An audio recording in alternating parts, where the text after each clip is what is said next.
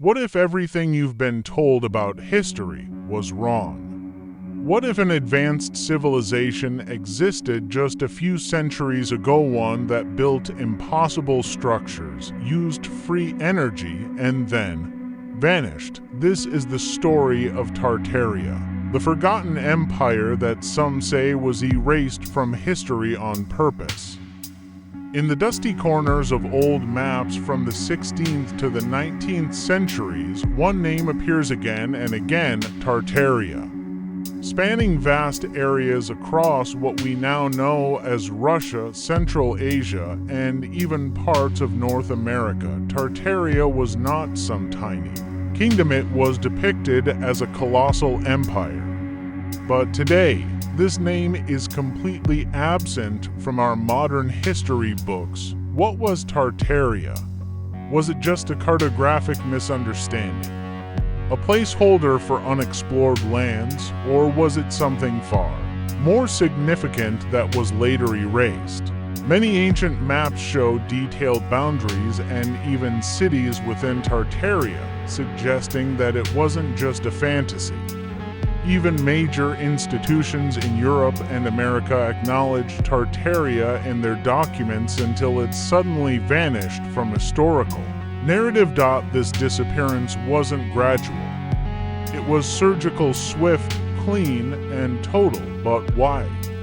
And who had the power to remove an entire empire from collective memory? Across continents, from St. Petersburg to San Francisco, a strange architectural pattern emerges. Gigantic domes, ornate columns, and massive stone buildings appear in cities that, at the time of their construction, supposedly lacked the technology or population to build them. Take the 1890s American cities. Enormous classical buildings were erected seemingly overnight, only to be torn down a few years later. Or consider the Winter Palace in Russia or the grand structures in Bucharest and Paris, buildings that rival the majesty of Roman temples, yet their official construction timelines often defy logic. Many of these buildings share design elements: symmetrical patterns, energy conductors on rooftops, window placements that suggest buildings may have been dug out of the ground. Could these be remnants of a civilization more advanced than we were led to believe? Could they be pieces of Tartaria, hiding in plain sight? What if history wasn't just forgotten, but buried literally? One of the most controversial ideas connected to Tartaria is the theory of the mudflood. Around the world, countless buildings show signs of having once been partially submerged, with lower windows, doors, and entire floors buried underground, as if a massive wave of mud had covered them centuries ago. In cities from Istanbul to Kansas City, old photographs reveal a curious pattern. Street levels appear to have risen over time, but not due to natural accumulation. Instead, buildings seem to have been dug out, cleaned of soil that once engulfed them. Supporters of the mudflood theory suggest that a global cataclysm, either natural or man-made, wiped out the infrastructure of a previous civilization. Afterwards, the survivors or new powers simply built on top of the old, hiding an inconvenient truth beneath our feet.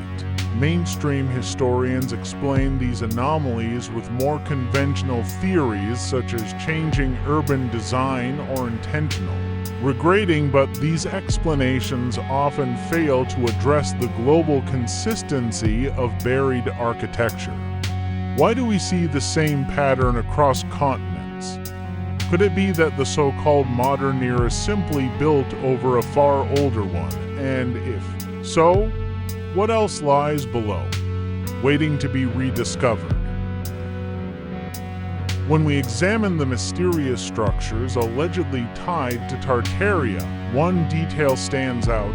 Many of these buildings weren't just decorative, they might have been functional in ways we no longer understand. Massive domes, metallic spires, and Geometrically perfect layouts appear in buildings long before the age of electricity. Some researchers propose these features weren't just architectural flourishes, but components of a global energy system, perhaps even tapping into natural frequencies, atmospheric electricity, or telluric currents from the Earth itself. Examples, like the Tesla Tower or the intricate antenna-like structures atop World Fair's buildings in the 1800s, seem to mirror this idea. Were these exhibitions of past technologies being reintroduced under a new narrative? Or were they symbols of what once existed just before it was erased? There are also strange similarities across distant civilizations.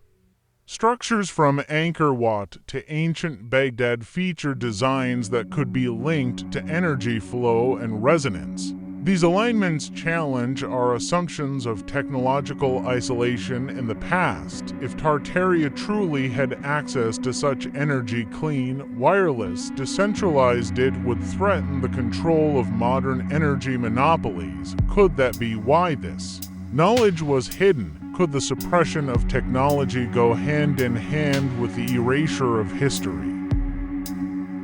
Across continents, from Russia to the Americas, from Central Asia to Western Europe, there exists a peculiar architectural fingerprint, monumental, highly symmetrical buildings adorned with domes, arches, spires, and intricate ornamentation. But these structures weren't built in the 20th century. They predate industrial tools and modern construction techniques. So who built them? Proponents of the Tartarian hypothesis argue that these buildings are not local variations, but rather remnants of a single, unified architectural language, one that hints at a forgotten global civilization. Structures like the Kazan Cathedral in Russia, the Old Penn Station in New York, the Royal Exhibition Building in Melbourne, or the GPO in Kolkata all share common elements despite being oceans apart. Were these just coincidences of design, or do they reflect a shared blueprint, one that existed before nation-states drew borders and rewrote history? Furthermore, many of these buildings are attributed to architects with suspiciously scant biographies or whose careers exploded suddenly in their 20s. Did these architects simply inherit blueprints of a lost era? Are they credited for rediscovering and repurposing structures that already existed? What's more disturbing is the number of demolished or mysteriously destroyed buildings, especially in the late 19th and early 20th centuries. Fires, earthquakes, and urban development were often cited, but the sheer scale of erasure raises questions. Could this architectural purge have been intentional, aimed at wiping the slate clean? One of the most striking claims in the Tartarian narrative is that it wasn't just a regional empire, it was a global civilization. But is there any evidence? Supporters point to old maps, many dating from the 16th to 18th centuries, where the word Tartaria appears prominently, sometimes stretching across Eurasia, from Siberia all the way to parts of Europe and even North America. While mainstream historians explain this as a cartographic reference to the vast, vaguely known lands of the Mongols and nomads, the scale and prominence of the name raise questions. Why would mapmakers from France, Italy, Persia, and even Japan refer to this landmass as Tartaria? Why is it absent from modern history books? Beyond maps, there are other clues. The layout of star fortresses with perfect geometric shapes found from Italy to India to the Americas has been linked to a standardized system of defense, possibly tied to shared knowledge. Similarly, the use of free energy symbols, the architectural resonance of domes, and the alignment of ancient cities along ley lines suggest a connected system of knowledge. Was Tartaria a hidden network of cities with shared technology? design, and cosmology. A forgotten civilization that operated on a frequency both literal and metaphorical that no longer aligns with our worldview. If so, what caused its fall? A natural cataclysm? A war? Or was it overwritten intentionally by a new paradigm of power? Was the fall of Tartaria a cataclysm or a cover-up? Supporters of the theory argue that Tartaria didn't simply vanish. It was intentionally erased, its history rewritten, its structures rebranded, and its knowledge suppressed, and the tools used were not just wars or disasters, but a coordinated reprogramming of collective memory. Let's consider the so-called world fairs of the 19th and early 20th centuries. These massive international expos showcased grand architecture seemingly built overnight, then demolished shortly after. But why construct immense marble palaces and neoclassical domes just to tear them down?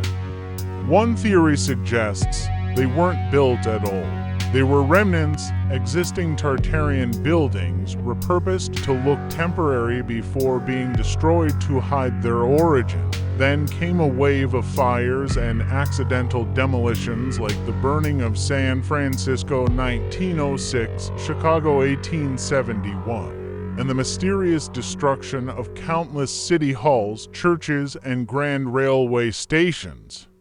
Was this a targeted architectural cleansing, hidden behind the narrative of progress, and finally, standardized education? The school system introduced in the late 19th century almost globally was surprisingly synchronized in its messaging. History was taught as linear, Eurocentric, and sanitized. The world was told there was no empire of Tartaria, no free energy, no lost science. Could this have been the original Great Reset, one that erased a civilization so thoroughly that its memory feels like myth? If the Tartarian civilization truly existed and was erased, then the implications are monumental. First, our timeline is fractured. Much of what we call modern progress may, in fact, be rediscovery. Free energy, resonance-based architecture. Global networks. These ideas might not be futuristic, but ancient, suppressed, hidden. Second, our history is curated, not by accident, but by design. The victors didn't just write history, they deleted alternatives. Tartaria may be the biggest missing puzzle piece of human heritage, and its absence keeps us in the dark about who we are. Third, control is tied to forgetting. If you can erase a civilization, you can control the future. By limiting our understanding of the past, the present becomes a cage. The official story may not be wrong, but it may be incomplete on purpose. So what now? The resurgence of Tartarian theories, though controversial, signals a deeper desire to remember, to question, to reconnect with forgotten knowledge. Whether Tartaria was a real empire or a metaphor for suppressed truth, it forces us to rethink everything: architecture, energy, education, and even identity. Maybe the greatest cover-up is not just historical but spiritual, a veil between what we were and what we could become again. If this documentary made you question what you thought you knew, subscribe for more lost history, ancient mysteries, and hidden truths. Because sometimes what's missing reveals more than what's written.